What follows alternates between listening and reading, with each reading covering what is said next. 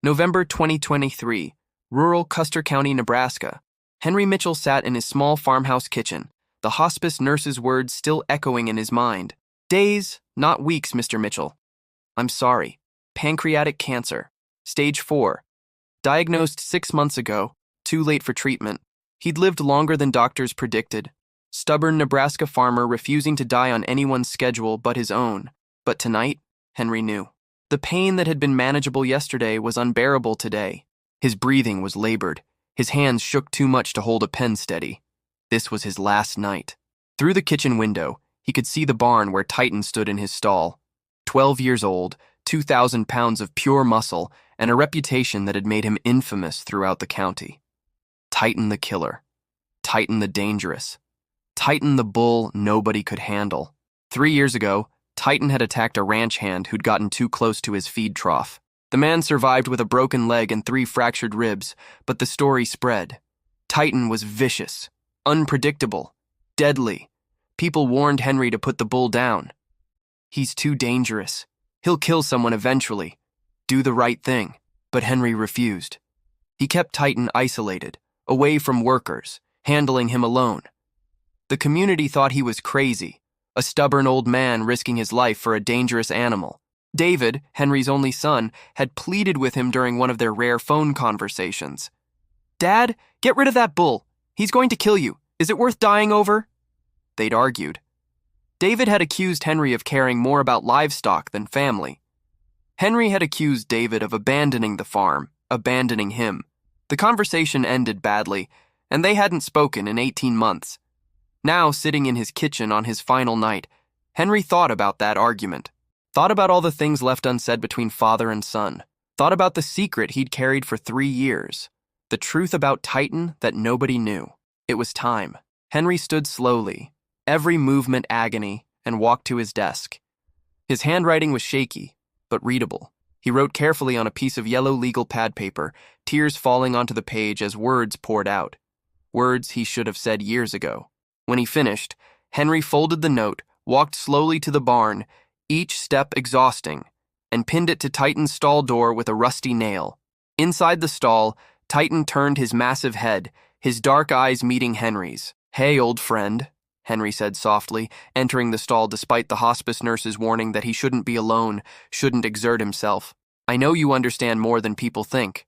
Titan approached, not aggressive but gentle, and rested his enormous head against Henry's chest, a gesture he'd done countless times over 12 years, but only when they were alone.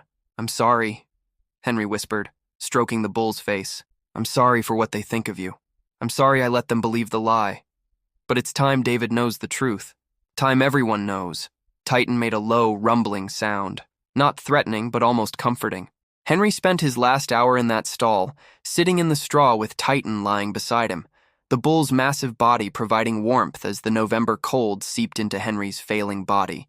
At 3:47 a.m., Henry Mitchell died, his hand resting on Titan's side, the note pinned to the stall door waiting to reveal the truth that would break David's heart and change everything the community believed. David Mitchell received the call at 6:15 a.m. from the hospice nurse, who'd arrived for her morning check. "Mr. Mitchell, I'm so sorry.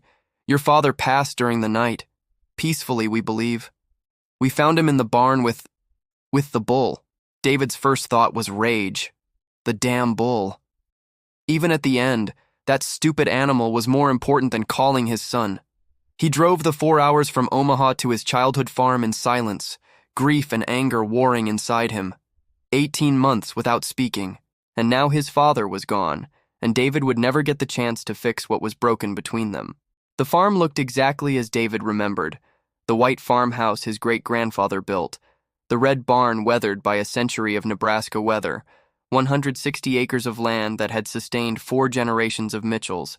And in the barn, in the isolated stall everyone avoided, was Titan. The hospice nurse met David at the house. "Your father was in the bull's stall. We didn't move him until the coroner arrived. The bull didn't charge or become aggressive. He just stood there, watching, like he was guarding the body. Where's my father now? The funeral home collected him 2 hours ago. But Mr. Mitchell, there's something you should see. In the barn. Your father left something." David walked to the barn alone, anger still simmering. His father's body had been found with that cursed bull. Even in death, Henry Mitchell had prioritized livestock over family. Titan's stall was at the far end. David could see the massive bull inside, standing perfectly still, his head lowered. Not aggressive, almost mournful. That's when David saw it. The yellow paper pinned to the stall door, his father's shaky handwriting visible even from a distance. David approached slowly, pulled the note free, and began to read. The note: David, if you're reading this, I'm gone. And I need to tell you the truth I should have told you 3 years ago, the truth about Titan. 3 years ago, when everyone said Titan attacked that ranch hand, they were wrong. Titan didn't attack him. He saved me. I was in the barn alone that day, had a heart attack. The first one, the one I never told you about because I didn't want you worrying, didn't want you trying to make me sell the farm and move to the city. I collapsed in Titan's stall. Couldn't move, couldn't breathe, couldn't call for help. I was dying. That ranch hand you heard about, Mike Turson, he came into the barn looking for me, found me on the ground. And instead of helping me, he saw an opportunity, saw my wallet in my jacket, saw the cash from the cattle sale I just made. $3,000. Mike started going through my pockets, taking the money, taking my wallet. I was conscious but couldn't move, couldn't speak. Could only watch him rob me while I was dying. That's when Titan charged. Not at me, at Mike. Titan knocked him away from me, pinned him against the stall wall, and wouldn't let him near me. Mike panicked, tried to fight back, and that's when he got hurt. 3 ribs, broken leg. Not from an attack, from trying to get past Titan to finish robbing me. The commotion brought the neighbors. They found Mike injured and me unconscious. Mike lied, said Titan attacked him unprovoked. Said I was on the ground because I'd been trying to stop the bull from killing him. I woke up in the hospital 2 days later. By then, Mike's story was the official version. The sheriff called it an animal attack. Everyone wanted me to put Titan down, but I couldn't tell them the truth, David. Because if I did, I'd have to explain why I had a heart attack, have to admit I was sick, have to face you trying to make me leave this farm, and I wasn't ready. So I let everyone believe Titan was dangerous. Let them fear him. Let them call him a killer. And I kept him isolated, kept him safe from people who would have put him down if they knew he'd attacked someone. The truth is, Titan saved my life that day. He protected me when I couldn't protect myself. He's not vicious or dangerous. He's loyal. He's been my companion for 12 years, and he's the best friend I ever had. I'm sorry I never told you this. Sorry I let you think I cared more about a bull than my own son. The truth is, I cared so much about you that I couldn't bear the thought of you seeing me weak, seeing me sick, taking pity on me. That was pride, stupid, destructive pride. And it cost me 18 months of talking to you. David, don't hate Titan. Don't put him down. Don't sell him. He saved my life once. And I'm asking you, begging you, to save his now. Let him live out his days on this farm. Let him have peace. He deserves that much. And son, I'm sorry. For everything. For being too stubborn to say I needed you. For letting pride destroy what mattered most. I love you. I always have. Dad David's legs gave out. He sank to his knees in front of Titan's stall. The note clutched in his shaking hands, sobs tearing from his chest. Everything he'd believed for 3 years was a lie. Titan wasn't a killer. He was a guardian. A loyal friend who'd protected a dying man from being robbed. And Henry Mitchell, stubborn, proud Henry Mitchell, had sacrificed his relationship with his son to protect the animal who'd saved his life. Oh, God, Dad, David choked out. I'm so sorry, I'm so sorry. Inside the stall, Titan watched David with those dark, intelligent eyes. And for the first time, David saw what his father had seen, not a dangerous beast, but a creature capable of loyalty, protection, and love. David stood on shaking legs and entered the stall. Titan didn't move, didn't charge, just stood there as David approached, tears streaming down his face. Thank you, David whispered, placing his hand on Titan's massive neck. Thank you for saving him. Thank you for giving me 3 more years with him, even if I was too stubborn to use them. Titan made that low rumbling sound, the same one he'd made with Henry, and gently pressed his head against David's chest, just like he'd done with Henry for 12 years. In that moment, David understood. His father hadn't chosen Titan over family. He'd been protecting both, the bull who'd saved his life, and the son he'd loved too much to burden with his weakness. David sat in Titan's stall for over an hour, processing everything the note revealed. His father's heart attack, Mike Turson's theft and lies, Titan's heroic protection. 3 years of his father bearing the burden of a false reputation to protect both the bull and his son from painful truths. Finally, David pulled out his phone and photographed the note. His hands were still shaking as he typed a simple Facebook post. "My father, Henry Mitchell, died last night." He left this note on his bull's stall. "For 3 years, our community believed Titan was a dangerous killer. We were all wrong. Here's the truth." He attached the photo of the note and hit post. Then he called the sheriff's office. "This is David Mitchell. I need to report a theft and false police report from 3 years ago. Mike Turson robbed my father and lied about being attacked by our bull." Within 2 hours, David's post had been shared 300 times. Within 4 hours, 3,000. Local news picked it up first. Dying farmer's note reveals bull's heroism exposes theft. By evening, national media descended on the small Nebraska farm. David stood in his father's driveway, facing cameras, holding the original note carefully. "My father protected Titan for 3 years. Let the community think he was crazy for keeping a dangerous bull. Sacrificed his relationship with me, all to protect an animal who'd saved his life. That's the kind of man he was. Loyal, stubborn, willing to be misunderstood rather than betray someone who'd been loyal to him." A reporter asked, "What will happen to Titan now?" "He stays here, on this farm, for the rest of his life. That was my father's last request, and I'm honoring it." David's voice broke. "Titan gave me 3 extra years with my dad. The least I can do is give him a home." The story exploded. By the next morning, it was trending on Twitter, featured on Good Morning America, shared millions of times across every platform. Dying farmer reveals truth about killer bull who actually saved his life. Bull falsely labeled dangerous was actually a hero. Farmer kept secret for 3 years. Father's last note exposes theft, clears bull's name, breaks son's heart. The comments poured in from around the world. I'm sobbing at my desk. That father loved that bull and his son so much. We're so quick to judge animals as dangerous. Titan deserves justice. Henry Mitchell sacrificed his own reputation to protect Titan. That's real love. This proves animals understand loyalty better than most humans. The sheriff's department reopened the case. Mike Turson, confronted with Henry's written testimony and renewed investigation, confessed to the theft and false report. He was arrested and charged. "I panicked," Mike told investigators. "Mr. Mitchell collapsed, and I saw the money. I didn't think he'd survive. When the bull came at me, I thought I could blame the whole thing on the animal. I didn't know Mr. Mitchell would wake up. And you let an innocent animal be labeled a killer for 3 years?" the sheriff asked, disgusted. Mike had no answer. The national attention brought unexpected consequences. Animal welfare organizations reached out offering to create a sanctuary in Henry Mitchell's name. Donations flooded in, over $200,000 in a week, with messages like, "In honor of Henry Mitchell and Titan, for their loyalty to each other. This money is for David to keep the farm and care for Titan. Thank you for showing us that animals deserve our trust and protection." Agricultural colleges invited David to speak about his father's legacy. Henry Mitchell understood something we forget, that the animals in our care aren't just commodities. They're individuals capable of loyalty, intelligence, and love. Titan proved that. But the most profound impact came from unexpected places.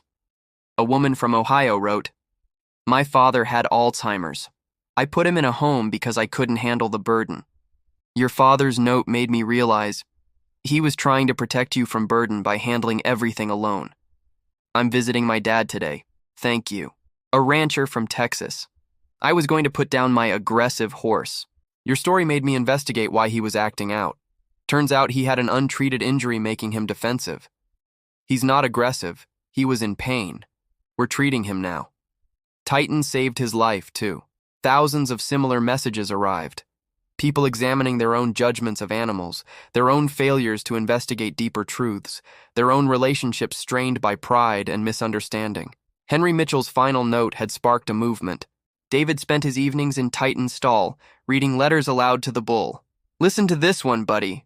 Thank you for protecting Henry. You're a hero. You hear that? The world finally knows what my dad always knew. Titan would rest his massive head on David's shoulder, the same gesture of trust and affection he'd given Henry for 12 years. The farm became a pilgrimage site. People drove hours to meet Titan, to stand where Henry died, to pay respects to a man and bull whose loyalty had touched millions. David installed a memorial plaque at Titan's stall. Henry Mitchell, 1955-2023, and Titan. Real loyalty means protecting each other, even when misunderstood. 1 month after Henry's death, David stood before a crowd of 300 at a memorial service. The entire community had come, many weeping openly, ashamed of how they judged Henry and Titan. "My father taught me something in death that I failed to learn in life," David said, his voice steady despite tears. "That love sometimes means carrying burdens alone to protect those we care about. That loyalty means standing by someone even when the world calls you crazy. And that the deepest connections between humans and animals, transcend words and reputation." He gestured toward the barn where Titan stood visible in the doorway, as if listening.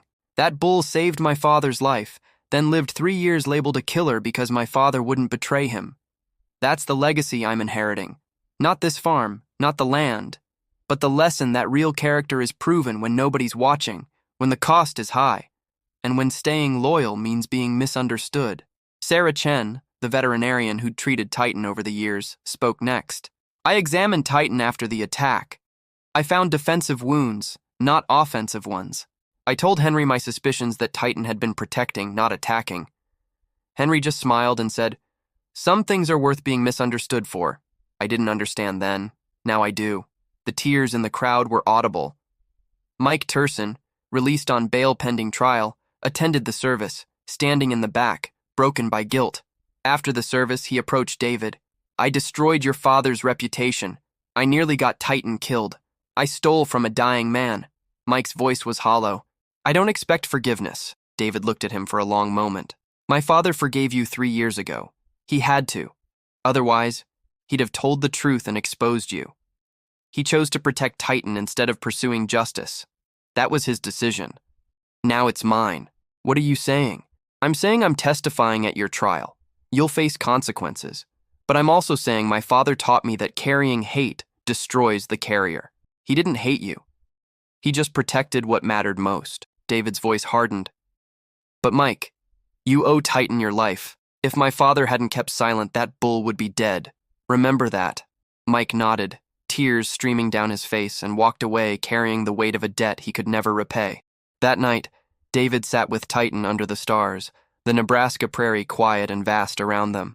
"Dad left me more than a farm," David said to the bull. "He left me proof that loyalty matters more than reputation, that protecting those who can't protect themselves is worth any cost. That love, real love, means sacrifice." Titan rumbled softly, content. "You saved him once. Then he saved you for 3 years. Now I'm going to spend however many years you have left making sure you know you mattered, that you were loved, that your loyalty wasn't wasted." David pulled out his phone and recorded a video, just him and Titan in the quiet barn. "This is Titan," David said to the camera. "The bull the world called a killer. The bull who saved my father's life. The bull my father died protecting. And the bull who taught millions of people that we judge too quickly, understand too little, and often miss the heroes right in front of us." He posted the video with a simple caption, "My father's last gift. Teaching me to see what he saw. Thank you, Dad. And thank you, Titan." The video was viewed 20 million times in 2 days, and the world wept. Not just for a dying farmer's final note, but for the profound truth it revealed about loyalty, sacrifice, and the bonds that transcend species when we're brave enough to trust them. 3 months after Henry's death, David made a decision that shocked everyone. He quit his corporate job in Omaha and moved permanently to the farm. "You're giving up a 6-figure salary to run a dying farm?" his ex-wife asked during a tense phone call about custody arrangements. "For a bull? For a lot more than that," David replied quietly. "For the life my father wanted me to understand. For the lessons I ignored for 20 years. The farm had been hemorrhaging money for years. Why Henry had been so desperate for that cattle sale cash, why he'd worked himself into a heart attack. But the donations from Titan's story had given David breathing room. He used the funds to modernize operations, repair equipment, and create something new: the Mitchell Legacy Farm, agricultural education, and animal sanctuary. The concept was simple: teach urban kids about farming, animal care, and the bonds between humans and livestock. Use rescued animals, creatures others had given up on, as teaching tools. Honor Henry's belief that every animal deserved respect and care. Titan became the centerpiece. Children visited weekly, learning to approach him with respect, to read his body language, to understand that size didn't equal danger when trust existed. Titan, despite his massive frame and scarred reputation, was remarkably gentle with kids, lowering his head so small hands could touch him, standing perfectly still when nervous children approached. "Why doesn't he hurt people?" a 10-year-old girl asked during a tour. "Because he's never been given a reason to," David explained. "Animals respond to how they're treated. Titan was treated with respect by my father, so he responds with trust. Violence usually comes from fear or pain, not nature." The lesson resonated. Teachers reported that children who'd been afraid of animals left the farm confident and curious. Parents shared stories of kids showing more empathy, asking questions about where food came from, treating family pets with new gentleness. "Your father would be proud," Dale Morrison told David during a visit. Dale had known Henry for 40 years. He always said farming wasn't just about profit, it was about stewardship. "You're living that now." So the media attention continued. Farmer Turns viral story into educational mission headlines appeared. Documentary crews requested access. But David was selective, allowing only those who would treat Titan with dignity. One documentary, The Bull They Called Killer, premiered on a major streaming platform and reached 15 million viewers. It featured interviews with David, veterinarian Sarah Chen, the hospice nurse who'd found Henry, and even Mike Turson, now serving 2 years for theft and filing a false report. "I destroyed a good man's reputation and nearly killed an innocent animal because I was selfish and cowardly," Mike said on camera, his voice heavy with remorse. "Henry Mitchell forgave me by staying silent. I'll spend the rest of my life trying to deserve that forgiveness." The documentary's final scene showed David in Titan's stall, reading his father's note aloud one more time, tears streaming down his face. "My father's last words taught me what mattered most. Not success or money or reputation, but loyalty. Standing by those who can't defend themselves. Protecting what you love, even when it costs everything." Viewer response was overwhelming. The documentary sparked conversations about agricultural practices, animal welfare, and how humans judge creatures they don't understand. Several states introduced legislation improving protections for livestock, inspired directly by Titan's story. On the 1-year anniversary of Henry's death, David held a memorial at the farm. Over 500 people attended: neighbors, students, journalists, animal welfare advocates, people who'd never met Henry but had been moved by his story. They gathered at Titan's stall, where the original note was now encased in glass, preserved forever. David stood before the crowd, Titan visible behind him in the stall. "A year ago, my father died holding a secret that would have destroyed Titan if revealed at the wrong time. He carried that burden to protect a bull who'd saved his life. Today, Titan lives peacefully, because my father valued loyalty over truth, protection over vindication." He paused, emotion thick in his voice. But Dad's note did more than save one bull. It changed how millions of people see animals. It reminded us that creatures we dismiss as dangerous or disposable are often just misunderstood. That real character means protecting the vulnerable even when it costs us everything. A reporter asked, "What would your father think of all this?" David smiled through tears. "He'd probably say I'm making too much fuss. He'd tell me to get back to work, stop talking to cameras, and make sure Titan's water trough is clean." That was Dad. No interest in fame, just in doing what was right. He looked at Titan, standing calmly, watching the crowd with those intelligent dark eyes. But I think secretly he'd be glad. Glad that his last act of loyalty sparked something bigger. Glad that Titan finally got the recognition he deserved. Glad that their story mattered. That evening, after everyone left, David sat alone with Titan in the quiet barn. The bull rested his massive head on David's shoulder. Their nightly ritual now. "You know what's funny?" David said softly.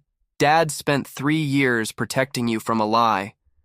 Now I'm spending my life protecting your story from being forgotten. Guess loyalty runs in the family. Titan rumbled contentedly. I understand now why Dad loved you so much. You're not just a bull. You're proof that trust is earned through actions, that loyalty transcends species, and that the strongest bonds are forged in the quiet moments nobody sees. David pulled out his father's original note. He carried it everywhere now, a reminder of what mattered. Thank you, Dad, he whispered to the empty barn, for teaching me that some things, some relationships, are worth being misunderstood for, worth sacrificing everything for. You and Titan showed me what real love looks like. In the silence, David could almost hear his father's voice. You finally get it, son. Took you long enough, and for the first time since Henry's death, David smiled without crying.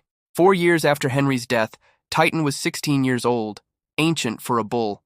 His movements were slower, his massive frame thinner, but his eyes remained alert and intelligent. David had built his entire life around the farm and its mission. The Mitchell Legacy Farm now served 300 students annually, had partnered with 4 universities on animal behavior research, and had become a model for agricultural education nationwide. But David knew what was coming. Titan was declining.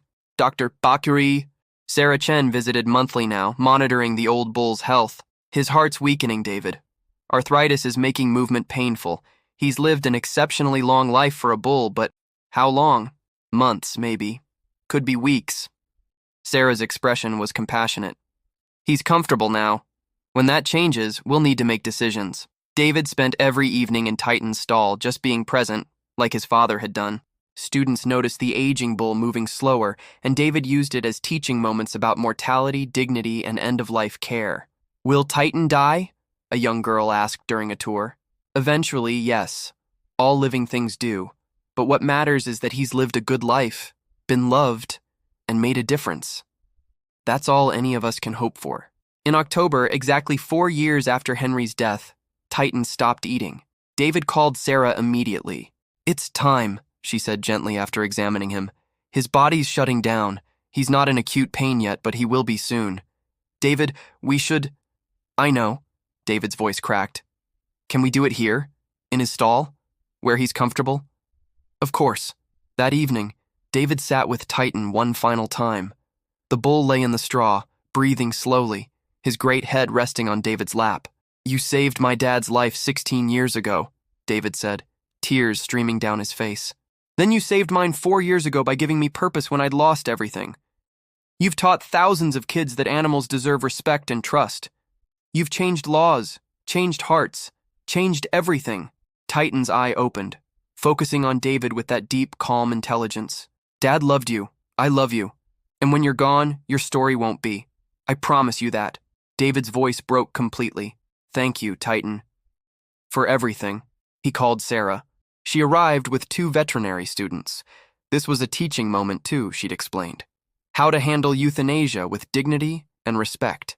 David held Titan's head as Sarah administered the sedative, then the final injection. The great bull's breathing slowed, then stilled. His massive body relaxed completely. And Titan, the bull called a killer, the hero who'd saved a dying man, the teacher who'd changed thousands of lives, was gone. They buried Titan beside Henry's grave, under the cottonwood tree on the hill overlooking the farm. The headstone read, Titan, 2007 to 2023. Loyal friend, guardian, teacher. Real courage is protecting those who cannot protect themselves. Over 1,000 people attended the memorial service. Students brought drawings of Titan. Teachers brought letters from children whose lives he'd touched. Animal welfare advocates spoke about legislation he'd inspired. But the most powerful moment came when David read a letter he'd found in his father's desk, written 4 years earlier, apparently intended to be opened after Henry's death but forgotten in the chaos. David, by the time you read this, I'll be gone. And if you're reading it, you probably found the note about Titan.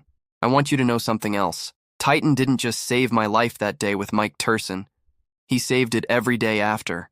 When your mother died, when the farm was failing, when I felt like giving up, Titan was there. Not judging, not demanding, just present, loyal, constant. That bull taught me that sometimes the most profound relationships are the simplest. No complicated expectations, no disappointments, just mutual trust and presence. I hope when Titan's time comes, you're there for him like he was there for me. And I hope you understand by then what I learned from him. That love, real love, isn't complicated. It's just showing up, being present, staying loyal even when it's hard. That's what Titan did for me. That's what I hope you'll do for him. Love. Dad David's voice broke reading the last lines. Dad understood something most of us forget, that the deepest connections don't require words or complexity. They require presence and loyalty. Titan gave that to him for 16 years. I'm grateful I got to give it back for 4. After the service, David stood alone at the grave site. 2 headstones now side by side. Man and bull, reunited. You're together again, David said softly. Both of you finally at peace. No more secrets, no more misunderstandings. Just the loyalty you always shared. A young boy approached, one of the farm's regular students. Mr. Mitchell? Will the farm keep going without Titan? David knelt to the boy's level. Titan's physical body is gone, but his legacy isn't. Every child who learns to respect animals because of his story, every person who questions their judgments because of what he taught us, that's Titan living on. That's what my father understood. Legacy isn't about being remembered. It's about the change you inspire. The boy nodded seriously. Then Titan will live forever. Yes, David agreed. He will. 5 years after Titan's death, the Mitchell Legacy Farm had grown into a nationally recognized institution. David had written a book, The Note, A Father, A Bull, and the Loyalty That Changed Everything, which became a bestseller and was being adapted into a film. But the real legacy wasn't in fame or recognition. It was in the 13-year-old girl who'd been terrified of animals and now volunteered at a rescue shelter. In the former gang member who'd found purpose training therapy horses. In the thousands of children who'd learned that judging by appearance meant missing profound truth. David received letters daily. Your father's story stopped me from euthanizing my aggressive dog. Turns out he was protecting me from a carbon monoxide leak I couldn't smell. He saved my life, just like Titan saved your dad's. I was estranged from my father when he died. Your story made me reach out to my own son before it was too late. We're rebuilding our relationship. Thank you. Every letter reinforced what Henry and Titan had taught, that loyalty, trust, and presence mattered more than perfection or understanding. On the 10th anniversary of Henry's death, David stood before the 2 graves under the cottonwood tree. His daughters, Henry's granddaughters, stood beside him, now teenagers who'd grown up knowing their grandfather only through stories and a powerful note. Girls, your grandfather taught me something. It took me 40 years to understand, David said, that the strongest relationships are built on loyalty, not convenience. That real love means protecting each other, even when misunderstood. That presence, just showing up, is the greatest gift you can give. His older daughter, Emma, placed flowers on both graves. Grandpa loved Titan that much? More. He loved him enough to sacrifice his reputation, his relationship with me, everything, to protect him. That's what love looks like when it's real. I wish I'd known him, Emma said softly. You do know him. Every time you stand up for someone being bullied, every time you defend something vulnerable, every time you choose loyalty over convenience, that's your grandfather. That's his legacy, living through you.